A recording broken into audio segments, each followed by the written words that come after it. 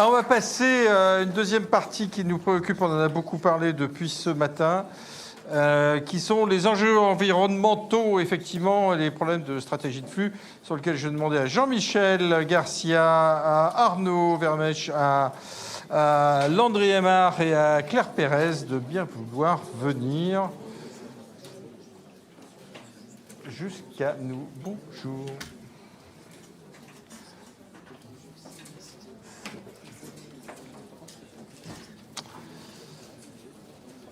Allez, Jean-Michel.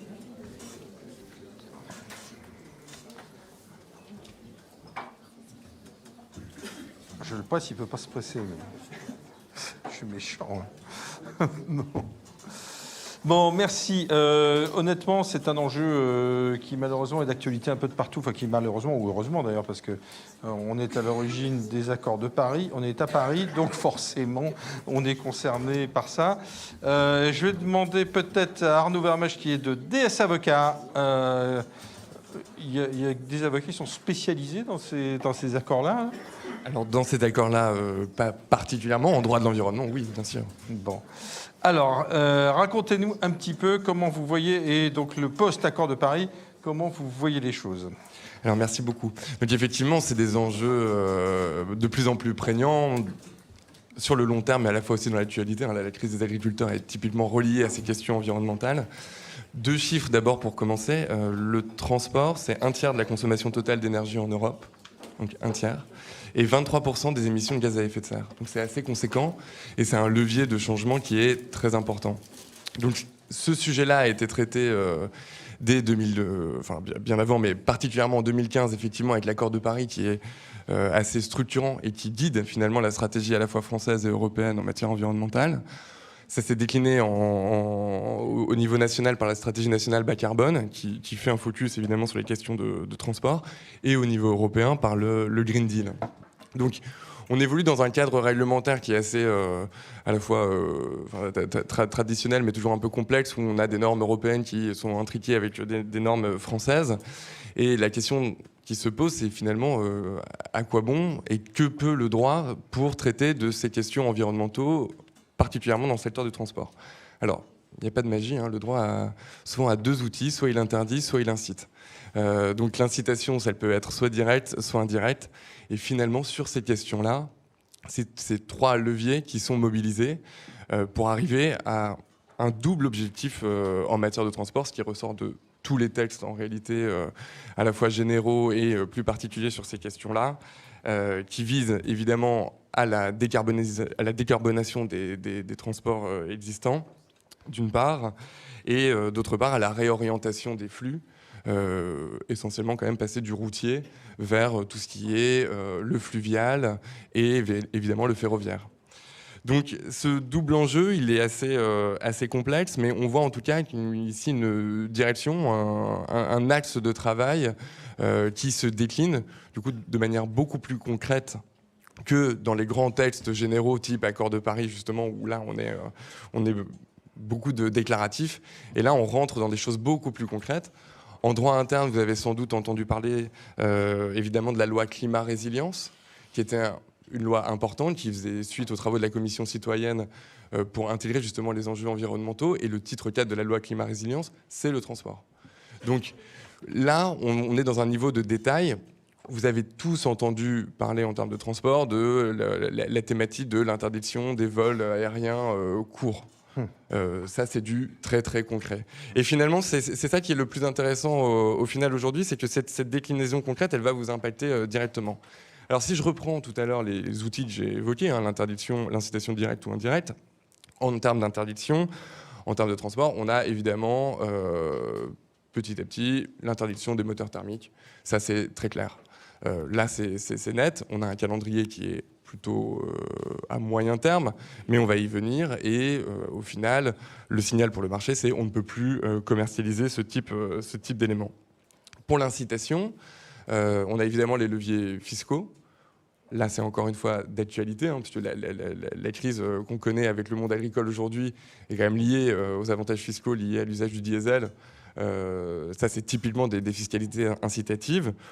On avait les questions d'écotaxes qui avaient pas mal agité en Bretagne avec je ne sais plus, c'était les bonnets rouges et après qui se sont transformés en gilets jaunes. Enfin, c'est toujours ces questions-là où on revient sur des fiscalités incitatives et qui créent une difficulté en termes d'acceptabilité. Mais néanmoins, ce sont quand même des outils qui sont mobilisés. Alors parfois, on revient dessus. Hein, les annonces du Premier ministre laissent penser qu'on va limiter, en tout cas à court terme, cette incitation. Mais néanmoins, ce sont des outils. Sur la réorientation des flux, également, là, on est également dans l'incitation. La loi climat résilience a permis à l'État de constituer une SEM qui va investir dans des infrastructures structurantes en termes de transport. Et ça a des conséquences très concrètes. Ça accentue des projets existants de longue date. Je pense particulièrement au canal Seine-Nord qui a été réactivé avec maintenant un calendrier d'ici 2030, ce qui correspond d'ailleurs un peu aux échéances fixées par l'accord de Paris 2030-2050. Et là, c'est des éléments qui sont très clairs où le rôle de l'État est très important et va venir effectivement inciter les acteurs à se mobiliser et à prendre en main et à utiliser ces infrastructures. Plus intéressant et peut-être plus particulier et plus propre finalement au droit européen, les questions d'incitation plutôt indirecte. Et là, j'attire votre attention sur un ensemble de textes dont on a beaucoup parlé, un triptyque en réalité, devoir de vigilance qui ne va pas tellement nous intéresser aujourd'hui, CSRD et taxonomie verte. Et là, l'idée du législateur européen, c'est de dire, au lieu d'intervenir directement, on va essayer de modifier et de structurer le marché pour inciter les acteurs à réorienter leurs flux d'investissement ou inciter les acteurs à réorienter leur méthode de production dans le cadre de la CSRD. Donc, sur la taxonomie, c'est quelque chose d'assez net. L'idée est de pouvoir, en quelque sorte, labelliser les flux financiers. De dire, voilà, tel flux, tel investissement peut être qualifié de durable ou peut ne pas être qualifié de durable. Le transport, et particulièrement la logistique, est particulièrement impacté. On a 16 activités qui sont considérées comme pouvant être qualifiées de durables. Pour ça, il faut démontrer une contribution substantielle à un objectif qui peut être, parmi les 6 objectifs listés par la taxonomie, soit la contribution à la lutte contre le changement climatique, soit l'adaptation à la lutte contre le changement climatique, soit le respect de la biodiversité, l'économie circulaire, la protection de l'eau ou la lutte contre la pollution. Et ça nécessite un travail d'analyse sur vos investissements parce que ça aura une conséquence très concrète sur le coût de financement in fine. Parce que les fonds d'investissement, les acteurs financiers, évidemment, vont être incités de cette manière, quand eux-mêmes vont lever des fonds pour pouvoir ensuite les investir pour le compte de leurs clients, à orienter ces investissements vers des activités dites durables au sens de la taxonomie. C'est quelque chose de très important qui est en train évidemment de monter en puissance. Les fonds d'investissement sont assez... encore une petite incertitude en termes de communication par rapport à leurs produits financiers et savoir s'ils peuvent se marketer comme plus vert que vert ou seulement un petit peu vert. Ils hésitent encore, mais l'idée, évidemment, c'est pour eux d'adopter une stratégie offensive parce qu'on sait qu'en plus, les fonds verts sont plus rémunérateurs pour eux en termes de frais, etc. Donc tout ça est très intéressant. Cette question du financement, elle doit être couplée sur une préoccupation qui est vraisemblablement beaucoup plus concrète pour vos entreprises, qui est l'entrée en vigueur de la transposition de la directive CSRD, donc la Corporate Sustainability Reporting Directive, qu'on connaissait déjà en réalité, puisque c'est une évolution de ce qui s'appelait avant la déclaration de performance extra-financière, et on l'approfondit. La CSRD, elle impose aux grandes entreprises, mais aussi aux grosses PME maintenant, de s'interroger et de produire un rapport de durabilité où elles s'interrogent, sur l'impact de leur activité sur l'environnement, mais également l'impact du changement climatique sur leur activité à moyen et long terme. Donc c'est un double enjeu à analyser. Et ça, c'est également extrêmement essentiel parce que ça va être des informations publiques. Donc ça va être connu des investisseurs, des banquiers, de vos partenaires, également de vos clients. Et finalement, au-delà des simples questions purement financières et purement d'image, il y a une question de construction de modèles qui pourra se traduire dans ces éléments-là. Donc, quand on parle environnement et transport, il ne faut pas simplement s'arrêter aux mesures les plus visibles, donc encore une fois, interdiction des vols, moyens de court courrier, sortie du diesel, etc. Mais bien penser en fait stratégie d'entreprise à moyen terme, parce qu'en fait ça se reflète dans des textes très concrets et des obligations d'information de vos partenaires, clients, financiers et également en interne, en réalité, parce que ça, c'est aussi un sujet qui monte au sein des entreprises. Oui, de toute façon, du point de vue des clients, il y a de plus en plus de demandes pour savoir effectivement si on respecte un certain nombre de conditions et qui c'est devenu aujourd'hui un vrai argumentaire commercial. Jean-Michel Garcia. Bonjour. Délégué général aux transports internationaux, ça suffira. Oh, c'est pas grave. Bon, c'est vrai. Hein. Pourquoi t'es pas encore chef? Non, bah non. Au transport de l'AUTF, l'association des utilisateurs de transport et de fret. Alors, ces notions de stratégie de flux et de report modal, on parlait du report modal il y a 2 secondes, l'utilisation de la voie fluviale, du ferroviaire ou équivalent. Comment toi tu le vois et qu'est-ce que vous avez mis en place à l'AUTF là-dessus? Alors, il a fait un petit PowerPoint. Alors oui, il y a un petit PowerPoint, donc je vais demander à ce qu'on... Voilà, très bien, impeccable. Alors j'ai repris quelques slides intéressantes pour commenter un petit peu tout ça. Alors effectivement, on voit bien, il y a une réglementation qui se met en œuvre d'un point de vue international, et quand on creuse, eh ben on s'aperçoit que c'est un petit peu compliqué quand même. Donc le premier point que je voulais mettre en avant, c'était les différents scopes qu'il y avait autour de cette décarbonation.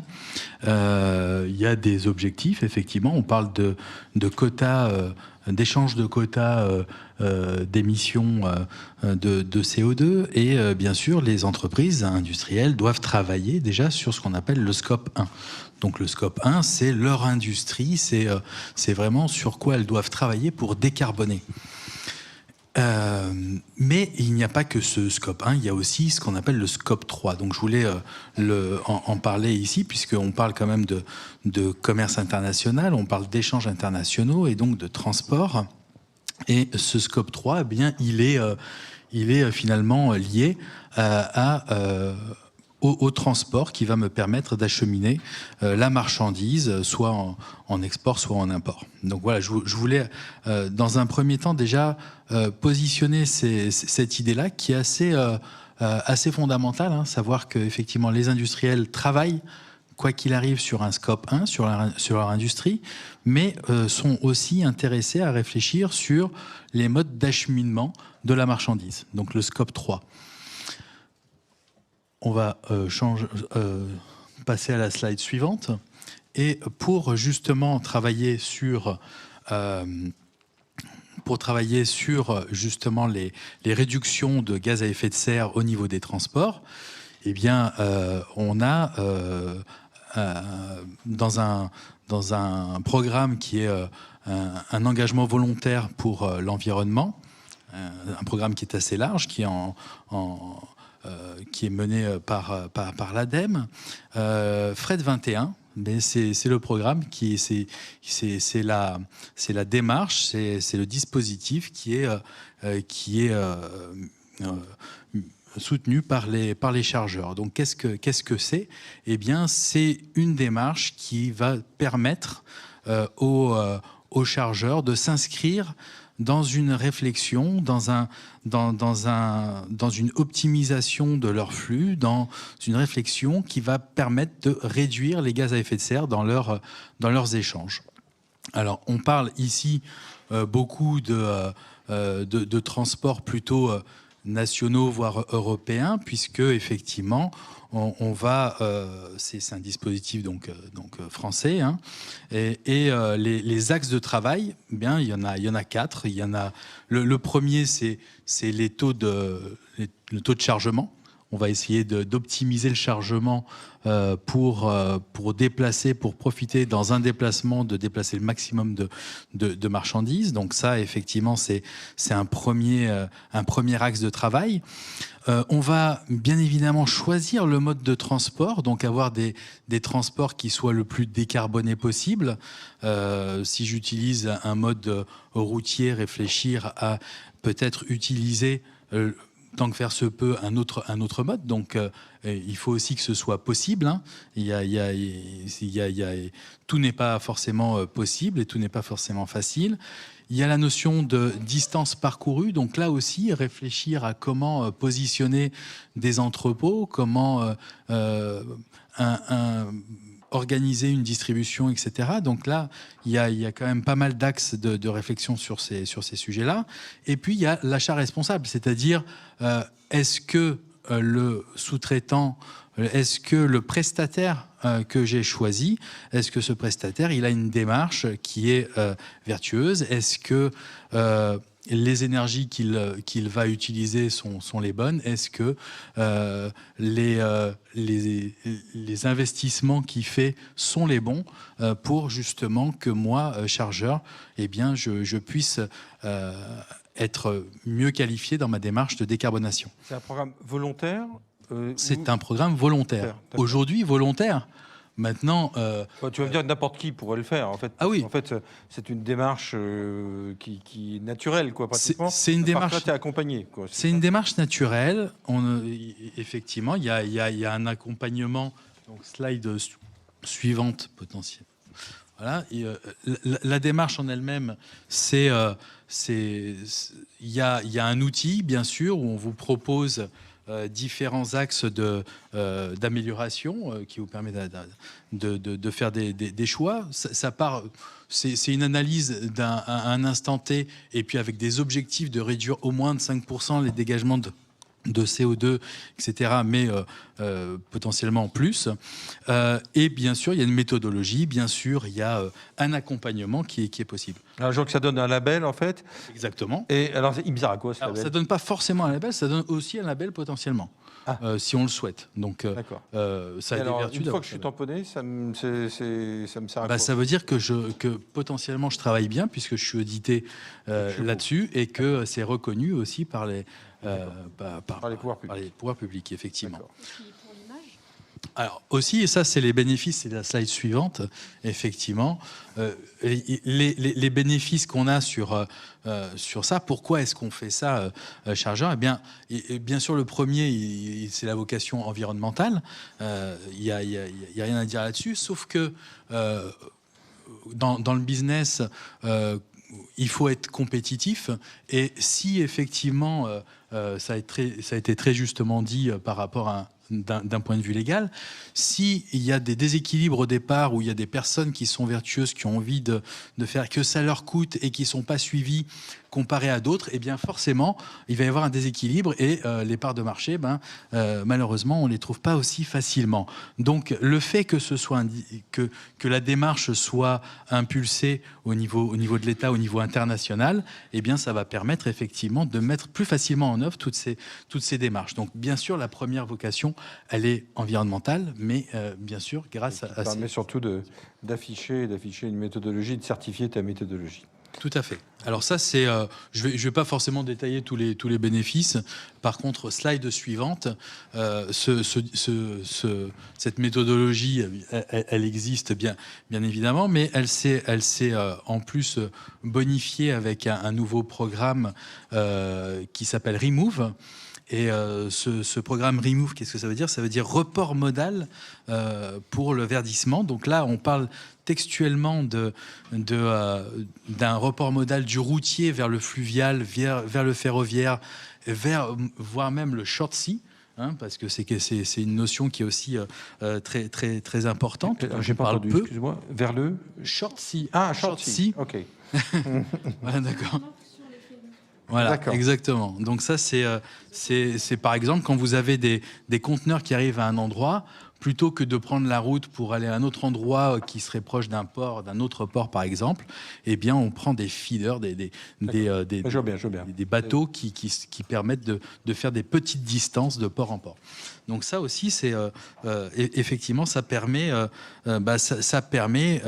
de rejoindre l'ambition qu'on s'est fixée au niveau de l'État là-dessus, qui est une ambition de multiplier par 2 le transport ferroviaire d'ici 2030, et puis de faire plus 50% sur le fluvial, de passer de 2% des flux internes à 3%. Donc voilà, tout ça, c'est... De toute façon, pour toi, donc c'est une tendance de fond et on n'y coupera pas. Non, parce Oui. que je comprends bien. Oui, tout à fait. Et tu as combien de personnes qui sont passées dans ton programme Remove? Pardon? Tu as combien de personnes qui sont passées dans ton programme Remove? C'est-à-dire de personnes? Enfin, de personnes d'entreprise? Ah, Oui. alors là, c'est un programme où c'est un appel à projet. Donc là, les appels à projet, ça a commencé en novembre et ça va se terminer en mars pour la première vague. Il y a une enveloppe financière qui est prévue là-dessus.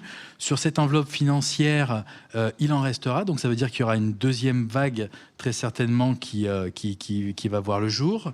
Les projets, finalement, les projets qui sont montés, qui sont présentés, eh bien derrière, il y a une aide qui vient, puisqu'il y a une prise en charge qui peut aller de 50% pour les PME et 25% pour les plus gros groupes, et qui prend en compte tous les frais d'études, qui prend en compte les surcoûts que peut avoir un transport, justement, un transport ferroviaire par rapport à un transport routier ou fluvial par rapport à un routier, etc.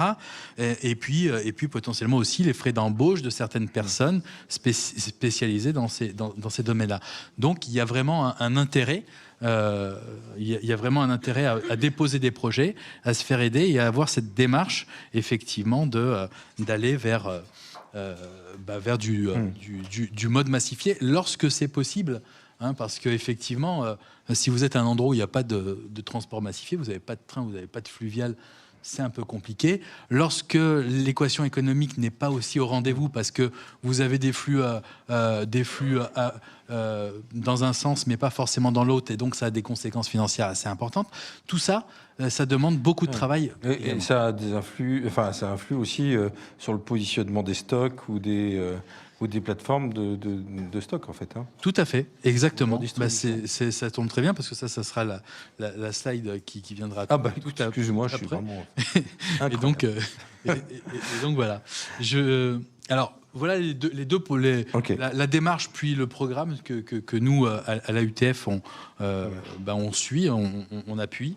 Maintenant, on va passer à la slide suivante.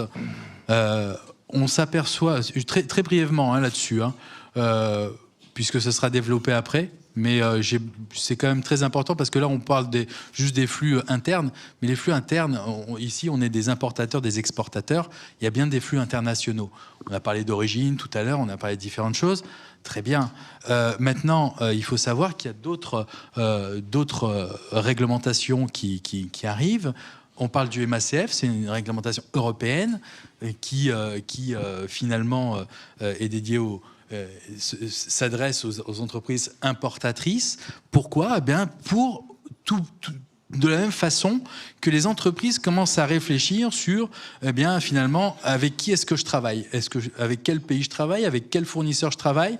Et comment est-ce que ça se passe ? Est-ce que ces gens-là sont vertueux ? Est-ce que ces gens-là font un effort sur ce qui nous intéresse à nous en Europe ? Et justement, donc, il y a des on va dire des valeurs par défaut qui sont à disposition jusqu'à un certain temps, mais vous en parlerez certainement après. Voilà. Juste après. Voilà. Donc tout ça pour vous dire quoi ? Pour vous dire que toutes ces réglementations ont un impact sur la supply chain des entreprises, puisque ce paramètre décarbonation, finalement, eh bien, avant, on en parlait beaucoup, mais ça rentrait pas directement dans les flux physique, dans les flux opérationnels, dans la démarche supply chain, en tout cas pas de manière aussi visible que ça. Là, il n'y a pas une entreprise qui n'y réfléchit pas. Et donc, c'est quand même suffisamment important pour le dire. Et bien sûr que sous toutes ces réglementations-là, ça pousse à réfléchir avec qui est-ce que je travaille, comment est-ce que je travaille, dans quel pays, etc. L'ETS que l'on a comme industriel, maintenant, est reporté sur le maritime. Et le maritime, eh bien, forcément, ils ont besoin aussi de se mettre en conformité. Ils le doivent, puisqu'ils sont soumis à un ETS. l'ETS, eh bien, finalement, ils vont devoir réduire leur gaz à effet de serre. Ils ont toute une batterie de choses à mettre en place pour cela. Et il nous appartiendra, ce qui n'est pas encore forcément le cas aujourd'hui, mais justement, nous chargeurs, d'observer quelles sont les entreprises les plus vertueuses dans cette démarche de transport international. Je vais passer à la dernière slide, très rapidement. Alors, simplement, il y a une question au milieu, c'est comment se positionne la douane sur ces enjeux, d'un seul coup, il lève la tête, Dame Ned, sur ces enjeux de transport massifié, et y a-t-il des outils douaniers qui permettent de promouvoir ce genre de choses ou pas du tout? Alors, est-ce qu'il faut interroger? Voilà. Parce que moi, j'ai...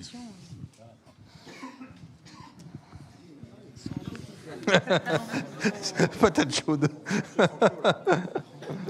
Peut-être le dédouanement central. Non, la douane n'a pas une vocation primaire. Et en matière de douanier, on parlait en préparant en matière de dédouanement centralisé, il n'y a pas d'influence, entre guillemets, de dire je positionne mon entrepôt à un endroit ou à un autre. Il n'y a pas de mécanisme de facilitation de ce genre de choses. Non. Ça va marcher, le 5. Ça va marcher, non. Il y a une séquence après sur le dédouanement centralisé? Non, mais on peut en parler, okay. Effectivement, parce que... Ouais. Non, en fait, nous, on est approchés par les opérateurs du coup portuaires, hein, c'est ça en fait, hein, par les éditeurs de CCS aussi en fait, hein, et puis par la commande politique aussi justement de verdir en fait, hein, le post-acheminement des marchandises par voie fluviale ou voie ferroviaire. Et donc nous, notre objectif, c'est de porter à la connaissance des opérateurs, hein, les solutions douanières qui permettent effectivement d'acheminer de manière massifiée au moyen de ces voies, fluviales ou ferroviaires, la marchandise du point de vue douanier de la manière la plus efficiente. Voilà, c'est ça. Mais en fait, disons, notre rôle, c'est ça. Voilà, et d'expliquer, parce qu'apparemment, les acteurs qui sont engagés dans ces démarches-là, de numérisation des axes notamment, hein, on parlait tout à l'heure, vous parliez de l'axe Seine-Nord, il y a aussi l'axe Méditerranée-Rhône-Saône qui aujourd'hui est quand même aussi sous les projecteurs. Et bien voilà, là-dessus, les acteurs ne sont pas forcément très sensibilisés aux procédures, aux formalités douanières, aux régimes douaniers qui peuvent être mis en place pour faciliter l'acheminement dans l'interland des marchandises au moyen des voies fluviales ou ferroviaires. Il y a quand même une réflexion sur le sujet, finalement. C'est peut-être simplement la possibilité de dédouaner sur des terminaux intérieurs qui est peut-être connu et qui facilite l'usage de ces solutions-là. Oui. Jean-Michel, tu avais une dernière... oui, alors ce que je peux dire sur le dédouanement centralisé, en fait, techniquement, les importateurs français, ils sont plutôt intéressés à dédouaner en France. Hein. C'est beaucoup plus pratique, c'est beaucoup plus techniquement parler le même langage et puis faire les opérations en France. Bien sûr, c'est la priorité. Il y a un outil, le dédouanement centralisé, c'est quelque chose où je sais, par rapport aux différents chargeurs qu'on peut interroger dans nos groupes de travail, etc. Il y a des choses qui sont demandées de mise en place de dédouanement centralisé. Ça met un petit peu de temps, c'est pas encore super au point, effectivement. Et voilà, ces dossiers-là, il serait intéressant de les faire peut-être avancer pour que effectivement ce soit beaucoup plus simple pour les opérateurs. Donc voilà pour les chargeurs. C'était juste pour répondre sur ce point-là, parce que des fois, en fait, toute l'ingénierie douanière, elle n'est pas tant sur aller dans tel pays ou tel pays, elle est sur quel régime, quel calcul, quelle origine. On l'a vu tout à l'heure, il y a des gains à faire sur beaucoup de choses, pas forcément sur le pays en lui-même. Mais voilà, donc en tant que chargeur français, on est beaucoup plus intéressé à faire des douaniers en France. Tu voulais nous parler de dernière chose? Oui, la dernière chose, effectivement, c'est toutes ces conséquences finalement, hein, sur cette réglementation de décarbonation. La décarbonation est un élément qui fait bouger un petit peu les souples. les supply chains. Les notions de coût, de délai qu'on a tout le temps eu restent bien évidemment, mais doivent avoir un peu plus de latitude. La notion de stock, mais cette fois en quantité de stock, etc. aussi. Donc il y a vraiment des aspects qui font qu'on réfléchit sa supply chain. Bien sûr que comme action, on l'a vu tout à l'heure, mais on est sur du network design, donc sur réorganiser ces flux logistiques, et c'est tout ça qui va faire que on a des gains aussi bien en décarbonation que en coût, que en différents points. Pour ça, ce sur quoi il faut être vigilant, deux choses. Et bien sûr, il faut s'informer sur l'évolution de la réglementation, et elle est assez importante. Et deuxième chose très importante, c'est choisir les bons partenaires, choisir les bons prestataires, faire un choix responsable par rapport à leur niveau d'engagement, leurs investissements en termes d'innovation, en termes de responsabilité RSE, etc. Voilà. Ok, on va rentrer un peu dans un cas pratique, puisqu'on a demandé à Claire Pérez, qui est déléguée du port de Barcelone, et à Landry Aymar, qui est Rye Products chez Maersk, de nous donner un petit peu un exemple par rapport à ça et de voir un peu quelles étaient les évolutions. On va commencer par Claire. Qu'est-ce qui a évolué dans une stratégie portuaire dans ce cadre-là depuis quelques années? Est-ce qu'il y a eu d'abord une évolution? Oui, tout à fait. Du coup, dans notre dernier plan stratégique en 2021, on a pris en compte l'aspect durabilité environnementale, en plus de la durabilité sociétale. Et en ce qui concerne l'environnement, donc, on essaye de travailler sur 4 piliers. Dont le report modal que je traiterai en dernier pour passer le relais à Landry. J'aime bien cette table ronde parce que c'est un vrai passage de relais. Absolu. Et oui, incroyable. Qu'est-ce qu'on est fort. C'est bien de toi. On l'a bien préparé, voilà. ça. Bon. Et donc sur l'axe environnement, donc ce qu'on essaye de faire au niveau du port, donc c'est réfléchir déjà à un nouveau modèle énergétique, donc un mix énergétique, une transition vers d'autres sources d'énergie. Je ne vais pas vous détailler tous les points. Peut-être qu'on peut mettre cette vignette qui est la 3e sur ma présentation. Le deuxième pilier, c'est décarboner l'activité portuaire. Donc décarboner l'activité portuaire, donc ça porte sur différentes choses. Un point très important et qui est souvent visible dans l'actualité, c'est pouvoir offrir des infrastructures qui permettent les branchements électriques à quai. Alors, ce dont on entend beaucoup parler, vous et moi, c'est beaucoup les bateaux de croisière qui font escale au port et qui fument parce qu'ils alimentent du coup leur moteur avec du carburant. Donc ça, la ville de Marseille comme la ville de Barcelone ont cette particularité d'être proches du centre-ville. Et du coup, c'est vraiment quelque chose sur lequel il faut travailler. Donc non seulement au port, on essaye d'éloigner ces activités de croisière du centre-ville, et en parallèle, on développe tout un plan qui s'appelle Nexigène pour proposer les branchements électriques à quai. Mais c'est un projet qui est très coûteux parce que ça signifie revoir toute l'infrastructure de distribution électrique, amener de l'énergie verte aussi pour alimenter ces branchements qui sont très gourmands. Il faut vraiment des masses d'énergie très importantes.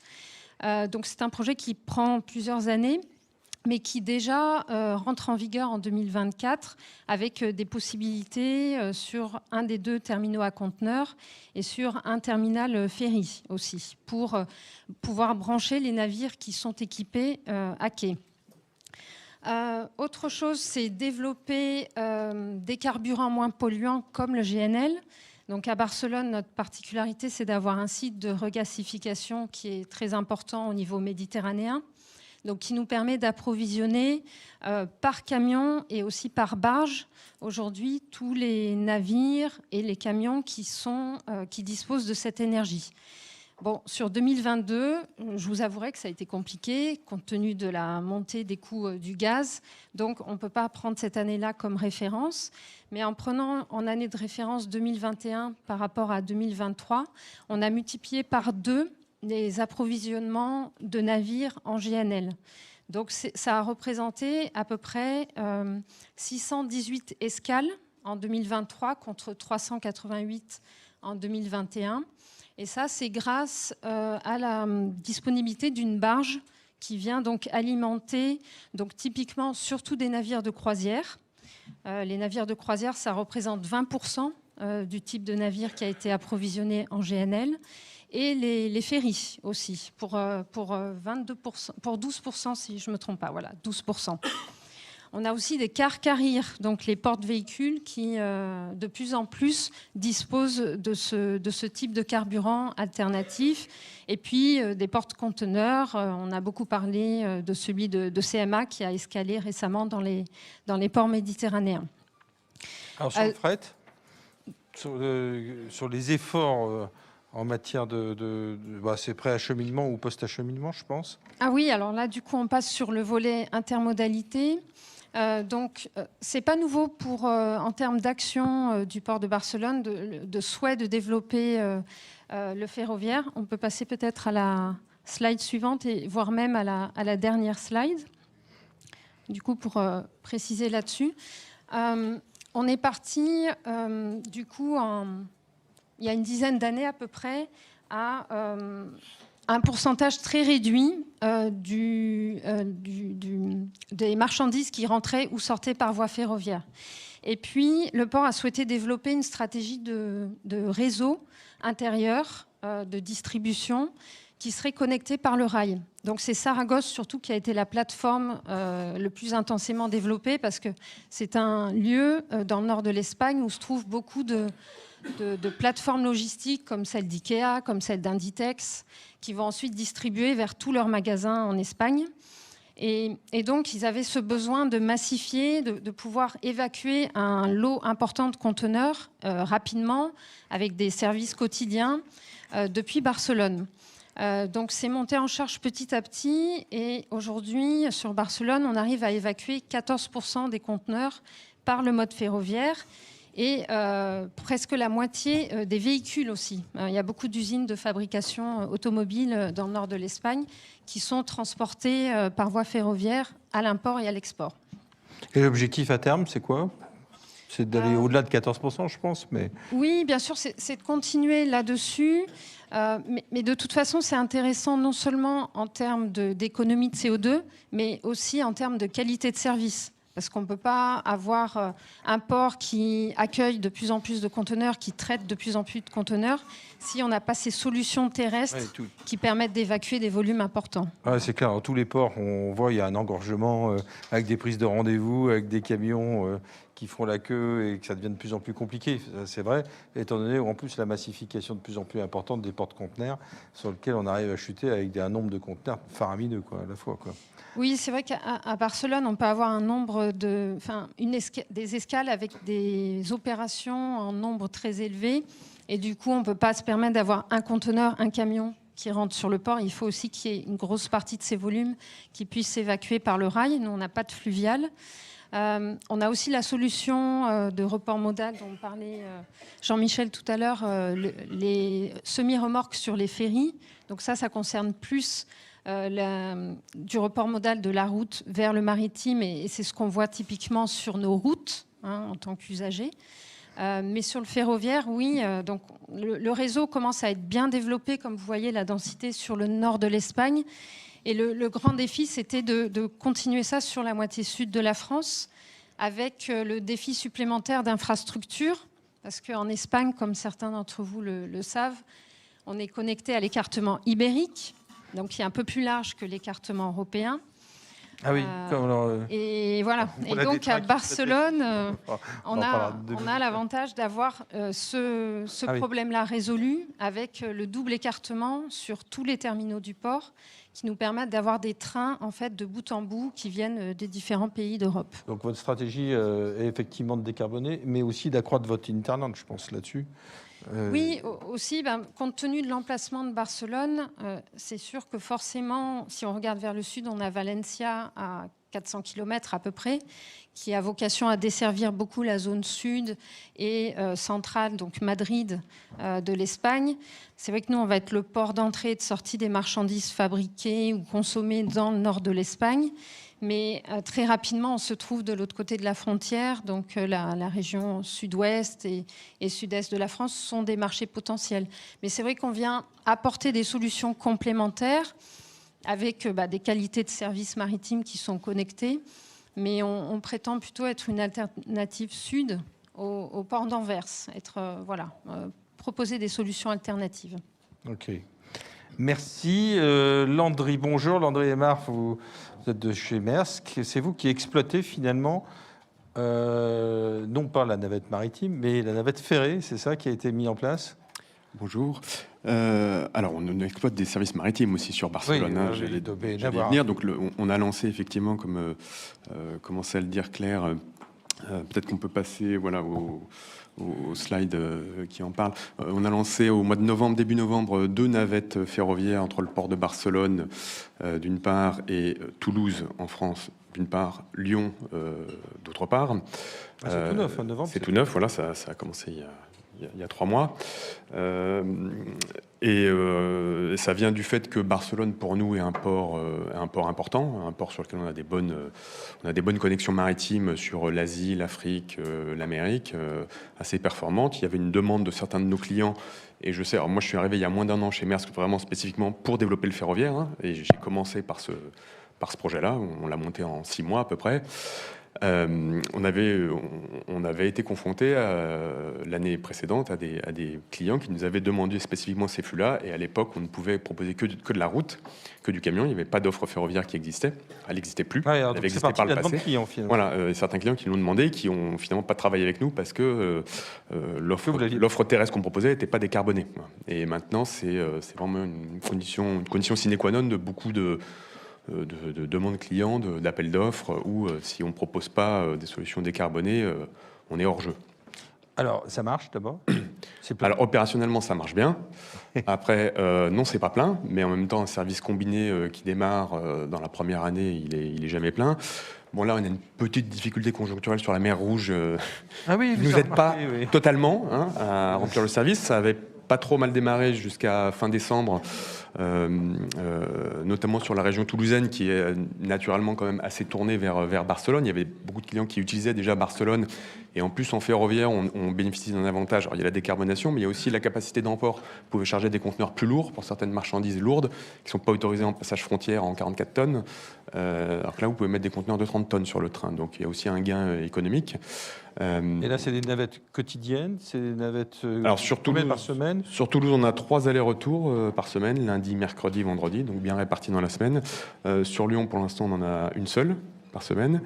Ce qu'il faut savoir aussi, c'est que ce sont aussi des trains qui sont ouverts au fret continental, donc à du transport France-Espagne. Et là, justement, sur Lyon, pour le coup, c'est plus porteur sur Lyon, parce que historiquement, il y a pas mal d'échanges, notamment de l'industrie chimique entre la région lyonnaise et la région du nord de l'Espagne, Barcelone-Tarragone. Donc on commence à avoir un certain nombre de transports d'isotanks, mais des isotanks non maritimes, voilà, pour du transport communautaire.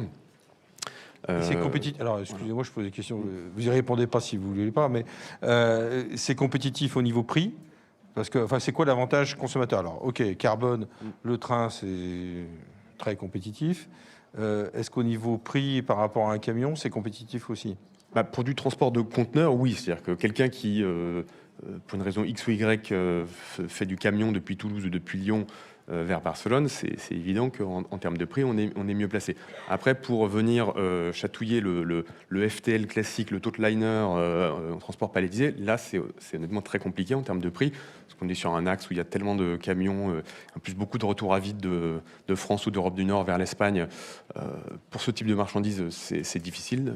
Par contre, pour tout ce qui est bulk, justement, je disais tout ce qui est transport d'isotank, qui se fait déjà en camion aujourd'hui, il y a beaucoup de transport d'isotank de vrac alimentaire ou de vrac chimique entre la région de Lyon et la Catalogne.